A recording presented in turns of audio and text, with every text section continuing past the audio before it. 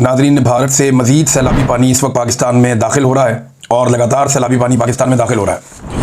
ये सिलसिला भी अगले 2-3 दिन तक जारी रहेगा। जो महकमा मौसमियात की रिपोर्ट्स हैं या जो आप इंटरनेशनल वेबसाइट्स हैं वहाँ पे आप चेक करते हैं, जो मेट ऑफिस हैं, मुख्तलिफ जो जदीद सिस्टम्स हैं वो ये बता रहे हैं कि बारिशों का ये सिलसिला भी जारी है और तेज़ी से पानी दरिया सतलुज में, दरिया रावी में और दरिया चनाब में दाखिल हो रहा है। ये पानी जनूबी पंजाब और सिंध की तरफ जाएगा। ऑलरेडी पाकिस्तान का जो लाखों क्यूसेक पानी है वो समुद्र में गिर चुका है और पानी का फ्लो तमाम दरियाओं में तकरीबन इस वक्त ज़्यादा है। जो पाकिस्तान के डैम्स हैं वो मुकम्मल तौर पर भर गए हैं और अब उनके अंदर मज़ीद पानी की गुंजाइश भी बाकी नहीं है।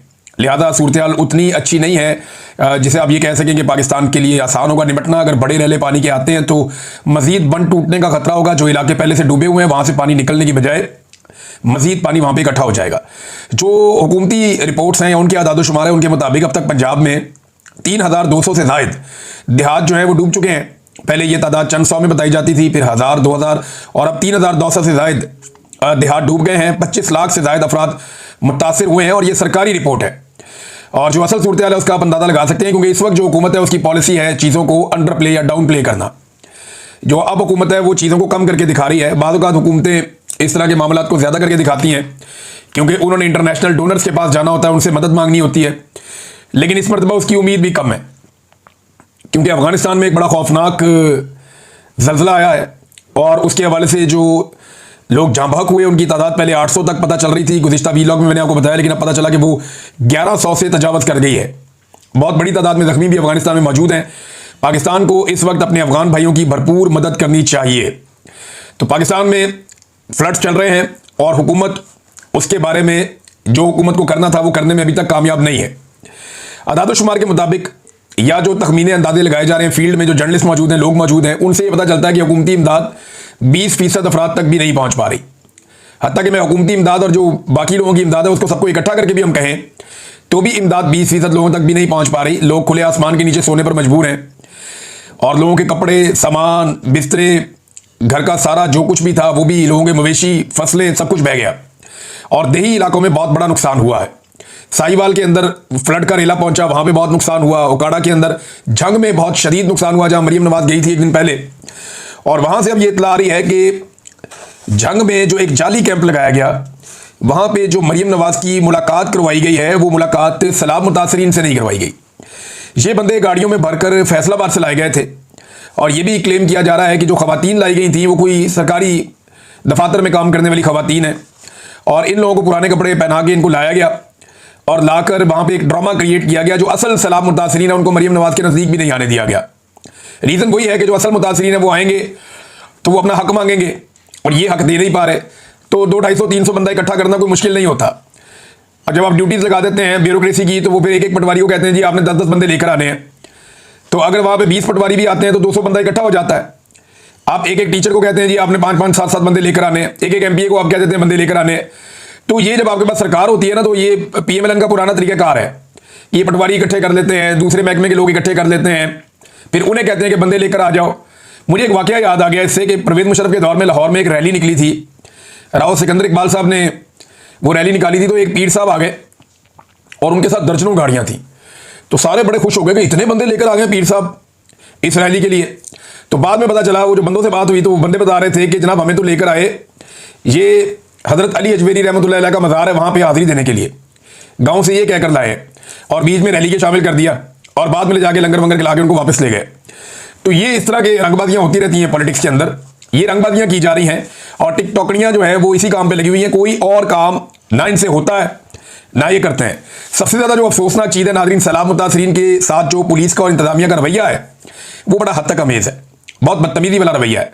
ये गालियाँ दे देकर लोगों के घर खाली करवाते हैं, उन्हें डंडे मारते हैं, उन्हें खींचते हैं, उन्हें घसीटते हैं।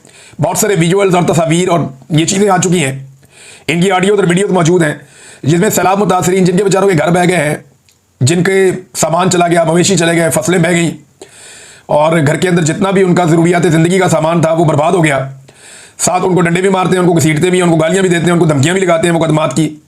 तो ब्यूरोक्रेसी भी ये कर रही है, पुलिस भी ये कर रही है। हाँ, टिकटॉक बनाने के लिए कहीं पे 4 बच्चे बिठा के उनके हाथ में किताब पकड़ा दी, किसी बच्चे को फुटबॉल दे दिया, किसी बच्चे के साथ बैठ के किसी DC ने या किसी AC ने खाना खा लिया और ये किसी पुलिस वाले ने किसी बच्चे को गोद में उठा लिया। तो ये टिकटॉकड़ियाँ जो है उनको देख के ये सारे इसी काम पे लग गए हैं अब मैं देख रहा था कि अब जो देहाती लोग हैं उन्होंने नया काम शुरू कर दिया। जहां पे भी कोई बंदा जाता है हुकूमत का और वो 2 नंबरी करने लगता है कि फलां का बच्चा गोद में उठा लिया और 2 नंबरी कर रहा है, तो वो देहाती भी अब उसकी वीडियो बना के लगाना शुरू हो गए। मेरी सलाह मुतासरीन से गुजारिश है कि ये आपकी तौहीन कर रहे हैं, ये आपकी गुर्बत का मजाक उड़ा के, आपकी मजबूरियों का मजाक उड़ा के अपनी पब्लिसिटी कर रहे हैं। लिहाजा आप भी जवाब दें इनको, और जवाब देने का सबसे आसान तरीका है कि ये जो भी कर रहे हैं थोड़ा दूर खड़े होकर आप इनकी वीडियो बना लें। ये चीज़ों को बार बार रीटेक करते हैं। वो एक बाबा जी हैं, उनको 2 दफ़ा रेस्क्यू किया है, यानी एक दफा इस एंगल से रेस्क्यू किया, दीवार के पास खड़े थे, उन्हें रेस्क्यू किया, बाहर निकाला, थोड़ी देर बाद एक और जगह थे, वही बाबा दोबारा रेस्क्यू हो रहा है, फिर उसको रेस्क्यू कर दिया। वो दोनों वीडियो मार्केट में आ गई। अब या तो ये बाबा को शौक था, बार बार पानी में छलांग मार देते थे कि मेरे रेस्क्यू कर लो, या फिर वही हो रहा है जो हर तरफ हम देख रहे हैं। बंदे हैं वो बाकायदा किनारे से जाते हैं पानी के अंदर, पहले फिर कैमरा ऑन होता है, फिर पानी के अंदर से बाहर आते हैं कोई ना कोई चीज़ उठा के। ये फ्रॉड हो रहा है, और ये सब इसलिए हो रहा है कि जिसके हवाले सूबा किया गया हुआ है उसकी अपनी तरबियत ये है, वो टिकटॉकनियों की मालकन है और वो यही काम कर रही है और लगातार यही काम हो रहा है। तो बदतमीजी पुलिस और इंतजामिया की जानिब से सलाह मुतासरीन के साथ ये था, ये अफसोसनाक है। एक फौजी अफसर की वीडियो में देख रहा था सुबह, वो भी समझा रहा था कि यार इनको तकलीफ को इनकी समझो, लेकिन वो क्या समझाएगा, उसका अपना इदारा जो है मरीम नवाज के फ्लैक्स सीधे करने पे लगा हुआ है आजकल। तो उन्होंने क्या करना है, यानी इससे पहले हम देखते थे फौज को काम करते हुए, लेकिन अभी मरीम नवाज के फ्लैक्स फौज सीधे कर रही है। ये दिन भी फौज ने देखना था। मेरे बहुत सारे फौजी दोस्त हैं, वो बेचारे इसके ऊपर बड़े सीख पाए।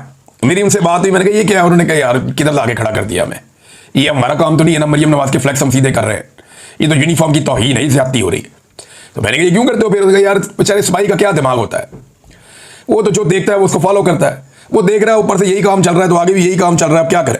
हालात इनके ये है कि इन्होंने जानवरों के चारे के ऊपर मरीम नवाज का फोटो लगा दिया, और भाई उधर किसी कट्टे बच्चे का लगाना था, किसी बच्ची का लगाना था, गाय भैंस का वहां पे आपने लगाना था फोटो कि ये चारा गाय भैंसों के लिए आया, उधर भी चुप के मरीम नवाज का फोटो लगा दिया। भाई मस्जिद एक ऐसी जगह, औरत आगे खड़ी हो जाए तो आप नमाज नहीं पढ़ सकते, वहां मरीम नवाज का फोटो मस्जिद में भी चिपका दिया कि जनाब ये मस्जिद है, नीचे बुक कमिश्नर का और ये वो सारा लिखा हुआ है, तो मस्जिद के ऊपर भी मरीम नवाज का फोटो चिपका दिया। अपना फोटो चिपकाने का जो शौक है ना, वो ये बता रहा है कि ये लोग ज़हनी मरीज हैं, इनको इलाज की जरूरत है, इनको इख्तियार दे दिया पकड़ के एस्टेब्लिशमेंट ने, इन्हें तो अब इस वक्त इलाज मिलना चाहिए था, इन्हें लाके इख्तियार में बिठा दिया। कैसी ज्यादती की है इनके साथ और कौम के साथ, उससे बड़ी ज्यादती। एक चीज और मैं आपको बताता हूं कि ये बातें बहुत बड़ी बड़ी कर रहे हैं। सबसे पहले गंडापुर ने बढ़ के मारी थी, फिर ख्वाजा आसिफ ने, फिर मुसद्दिक मलिक ने, फिर हुकूमत के और बहुत सारे लोगों ने, फिर टिकटॉकनियों ने और उसकी मालकन ने, सब ने मैदान में आके बढ़ के मारी थी कि जनाब हम ये अवाम के साथ ज्यादती नहीं होने देंगे, ये हम अपने इलाके डबो देंगे, अवाम को बचाएंगे, ये जो दरिया के अंदर तजावजात हैं ये ख़त्म होनी चाहिए, ये जो गैर कानूनी सोसाइटियाँ बनी हुई हैं ये नहीं बननी चाहिए। किसी एक के खिलाफ भी कानूनी कार्रवाई नहीं हुई अभी तक। पाकिस्तान डूब गया, पाकिस्तानी रुल गए, गरीब आदमी की फसलें रुल गई, चावल के दाने आपके पास नहीं है। अब इस साल बेड़ा गर्क कर दिया चावल की फसल का पकड़ के इन्होंने, सिर्फ दरियाओं के रास्ते बंद कर करके। ये पानी दरियाओं के रास्तों में जाना चाहिए था ना। ये जो आपने सोसाइटियां बनाए बंद बंद, आपने अजीबो गरीब दरियाओं का रुख मोड़ दिया, वो क्या पानी फिर देहातों में सैलाब आ गए तो पूरे के पूरे इलाके रुड़ गए, और इनकी फैक्ट्रियां महफूज हैं, इनकी सोसाइटियां महफूज हैं। ये कहते हैं हम ये नहीं होने देंगे। तजावजात के खिलाफ इन्होंने बढ़ के बड़ी मारी हैं, लेकिन एक भी बंदा, कोई मुकदमा दर्ज नहीं हुआ, कोई बंदा गिरफ्तार नहीं हुआ। गंडापुर ने कहा मैं हटाऊंगा सारी तजावजात। वो एक होटल के ऊपर एक दीवार गिराने पे गंडापुर को मिलकर उनके साथ खुशगपियां लगानी पड़ी अमीर मुकाम के साथ। यहां अलीम खान जिसने दरिया के बीच में सोसाइटी बनाई, जिसको गिरफ्तार होना चाहिए था इस वक्त, उसके ऊपर मुकदमा होना चाहिए था, वो मरियम नवाज के साथ कश्ती में झूले ले रहा था। अंदाजा करें आप। और मुझे तब समझ आएगी दरिया रावी में कर क्या रहा है। वो लोगों ने बताया कि जनाब बांध तोड़ दिए अपनी सोसाइटी बचाने के चक्कर में, फिर भी सोसाइटी में पानी घुस गया, लोगों का करोड़ों अरबों का सामान ज़ाया हो गया, कोई गिरफ्तार नहीं हुआ। भैया एनओसी भी कैंसिल कर दो, कोई मुकदमा ही दर्ज कर लो, किसी को गिरफ्तार ही कर लो, लेकिन ये सिर्फ सियासत करेंगे। इस वक्त ये बातें चीतें की जाएंगी, दिहाड़ियां लगाई जाएंगी, और फिर ये अपने अपने काम पे लग जाएंगे। इन्हें लगता है कि पाकिस्तानी भूल जाएंगे, जल्दी भूल जाएंगे, लेकिन इंशाल्लाह हम पाकिस्तानियों को भूलने नहीं देंगे। ये बातें हम बार बार याद दिलाएंगे। इमरान खान साहब को आज भी उनकी बहनों से नहीं मिलने दिया गया, उन्हें कहते तन्हाई में रखा गया है। खासतौर पर उन्होंने जो आखिरी ट्वीट किया उसके बाद बड़ा सख्त मैसेज दिया जा रहा है। उनके दोनों भांजों को गिरफ्तार कर लिया गया है, उनके बेटों को वीज़ा इशू नहीं किया जा रहा, जेल के अंदर उनकी अपनी हालत ख़राब है। आज एक मेडिकल रिपोर्ट भी आई है, वो भी मैं आपके साथ शेयर करता हूँ। तो मरी प्लान के बाद ऐसा लगता है कि अब चीज़ें एग्जीक्यूट हो रही हैं। मरी प्लान जो है वो एक्सटेंशन का एक प्लान है कि आर्मी चीफ को एक्सटेंशन किस तरीके से देनी है, क्या 2 साल आगे बढ़ाने हैं या नई एक्सटेंशन देकर 5 साल मजीद देने हैं, 2027 तक बढ़ाना है या 2030 तक बढ़ाना है, करना क्या है और उसके बदले में हासिल क्या करना है। यानी इमरान खान से छुटकारा शरीफ खानदान का एक बड़ा मुतालबा है, तो क्या वो उन्हें दे पाएगी मिलिट्री एस्टेब्लिशमेंट एक्सटेंशन के बदले में?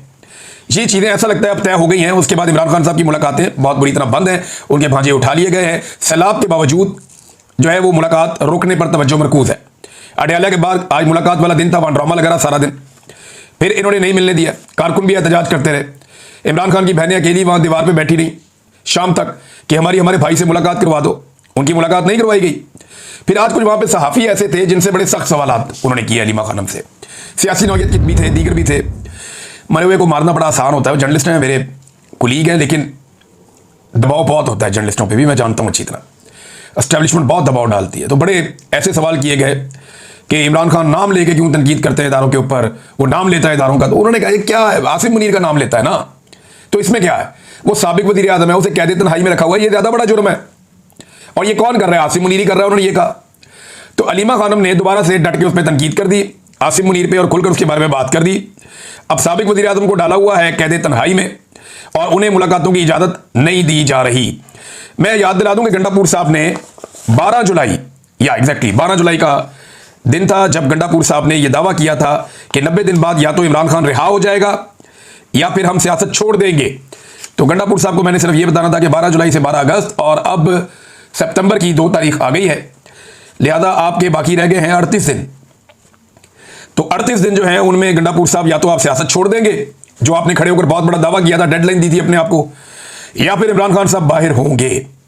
तो मैंने उस वक्त कहा था कि इनके पास 3 महीने के बाद कोई और बहाना होगा कि ये ना होता तो इमरान खान छूट जाता, वो ना होता तो इमरान खान छूट जाता, ये मेरी बात मान लेता तो इमरान खान छूट जाता।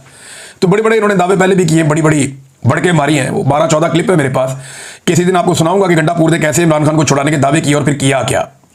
बहरहाल इमरान खान साहब की मेडिकल इशू के ऊपर एक रिपोर्ट आई है और ये रिपोर्ट कह रही है कि हैरानकुन इंकशाफ है इसके अंदर, जिसके मुताबिक पहली बार पिम्स मेडिकल बोर्ड ने कान और दांत के हसास होने की बुनियाद पर सपोर्टिव मैनेजमेंट तजवीज़ की है इमरान खान के लिए।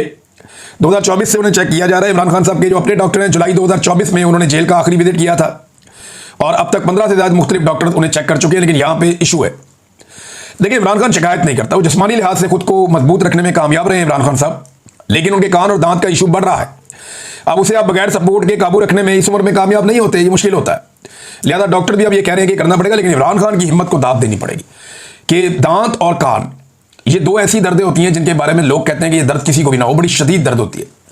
जिसे कभी दांत में दर्द रहा हो ना, या कान का दर्द हो जाए रात को, तो उसको आइडिया है कि कितना खौफनाक दर्द होता है। मेरे क्योंकि बहुत कम कभी लेकिन कान में दर्द होता है, ये मैंने ISI वालों को भी कहा था। मैंने कहा जिस दिन मेरे कान में दर्द हो जाएगी ना, उस दिन आप सबको लग पता जाएगा, क्योंकि मेरे 2-3 महीने में एक आध दफ़ा कान में दर्द होती है। तो वो ऐसी दर्द होती है कि बंदा दूरा हो जाता है। तो ये मेरे इमरान खान साहब की मैं हिम्मत को दाद देता हूँ कि वो फिर भी शिकायत नहीं करते, वो उस तरह से नहीं कहते। उनके दांत और कान दोनों में दर्द है, वो कह रहे हैं, डॉक्टर बता रहे हैं बड़ी हसासियत है, प्रॉब्लम है। और उसके ऊपर बाकायदा रिपोर्ट आई है कि उनको अब चाहिए होगी सपोर्टिव मैनेजमेंट। बहरहाल देखिए ये हुकूमत क्या करती है, इमरान खान साहब के अपने डॉक्टरों को तो मिलने नहीं दिया जा रहा। अब इमरान खान तो चले पाकिस्तान तहरीक इंसाफ के बानी है ना, या बानी है पाकिस्तान के साथ ये किया जा रहा है। जिसने भी पाकिस्तान के साथ अच्छा किया, पाकिस्तान की मिलिट्री एस्टेब्लिशमेंट ने उसे निशाने इबरत बनाया। ये ऐवान सदर में ये उनकी जो एक ऑफिशियल सोशल मीडिया है जरदारी साहब, वहां आप ये देखें कायदे आज़म का फोटो गायब है। अब इसमें ना एक कानून खुद बिल लेकर आई थी पाकिस्तान पीपल्स पार्टी, जिसके मुताबिक 50,000 रुपये जुर्माना और 5 महीने की कैद थी सरकारी दफ्तर से कायदे आज़म की फोटो हटाने पर। तो ये तो सबसे बड़ा सरकारी दफ्तर है पाकिस्तान का। तो कायदे आज़म को ये रफ्ता रफ्ता आहिस्ता आहिस्ता कायदे आज़म को जो है फेड आउट कर रहे हैं। ऐसा लगता है कि एक वक्त आएगा कि ये नोट के ऊपर से कायदे आज़म का फोटो उतार के तो इनकी तस्वीर लगा देंगे, शरीफ खानदान के, जरदारी खानदान के, और इन लोगों को लीडर बना के पेश कर देंगे। ऐसा दिखाई देता है, ऐसा लगता है शायद ये कर गुजरेंगे। ये काम भी ये लोग कर लेंगे, कोई पता नहीं इनका। ये फ्रॉड में किसी भी लेवल तक जा सकते हैं।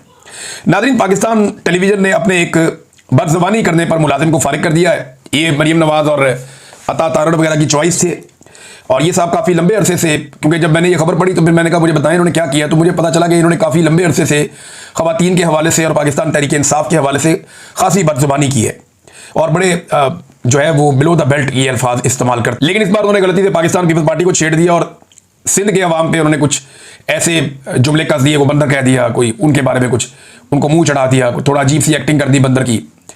तो इसकी वजह से इन्हें फिलहाल फारिग कर दिया गया। लोग कहते हैं तनख्वाह इनको मिलती रहेगी शायद, लेकिन ये बंदा जो है वो एस्टेब्लिशमेंट का एक काला चैनल है, वहाँ पे भी प्रोग्राम करता है। तो अब एस्टेब्लिशमेंट की और मौजूदा हुकूमत की चॉइस आप चेक कर लें। जो गाली दे, बदतमीजी करे, नफरत फैलाए, खवातीन की तौहीन करे, गंदे अल्फाज इस्तेमाल करे, उन्हें ये कहते हैं जी असासा है इनका। अब अगर पीपल्स पार्टी को ना छेड़ता तो ये बंदा अभी भी टीवी पे होता। जो पीपल्स पार्टी के साथ अभी किया ये तो कुछ भी नहीं है। मुझे मेरी टीम के लोग बता रहे थे इससे 10 गुना इन साहब ने बाकी लोगों के साथ किया। अफसोसनाक है, ऐसे लोगों को डिस्करेज करना चाहिए और ऐसे लोगों के लिए गुंजाइश नहीं होनी चाहिए। आप जर्नलिज्म कर रहे हैं, आप इस तरह की चीज़ें तो ना करें जिससे आप यानी आप आवाज़ उठाएं तो हक के लिए उठाएं ना। जो लोग बेचारे जुल्म बर्दाश्त कर रहे हैं उनके लिए आवाज़ उठाएं। नाज़रीन, एक पंगा नया पड़ गया है और वो है कालाबाग डैम का। इसमें गंडापुर साहब ने एक स्टेटमेंट दे दिया हैरानकुन कालाबाग डैम के हवाले से, और आउट ऑफ द वे ही आ गए वो। ये नहीं किसी ने उनसे ये बात भी नहीं ऐसे की थी, लेकिन वो आ गए गंडापुर साहब, उन्होंने कालाबाग डैम के ऊपर बताया जी मैंने तो वहाँ भी बात की, वहाँ भी बात की। तो अब उसके ऊपर पीटीआई के लोग सफाइयाँ दे रहे हैं। असद कैसर साहब कह रहे हैं जी वो गंडापुर की ज़ाती राय हो सकती है, पीटीआई की राय नहीं है। खैबर पख्तूनख्वा में पॉलिटिकल पार्टी इसकी मुखालफत कर रही है, एएनपी है, शेरपा ग्रुप है, बाकी लोग हैं, वो ये कह रहे हैं जी इसके ऊपर आप सफाई दें। लेकिन अभी मैं आपको एक चीज़ बता देता हूं कि एक सर्वे और पाकिस्तान की मिलिट्री एस्टेब्लिशमेंट ने करवाया। ये हर महीने 1.5 महीने के बाद मिलिट्री एस्टेब्लिशमेंट पाकिस्तान में लगातार सर्वेस करती चली जा रही है। हर 2 महीने 1.5 महीने में ये करते हैं, और वो जो सर्वे थे उनकी रिपोर्टें बाहर आ जाती हैं, हमारे तक मेहरबान है।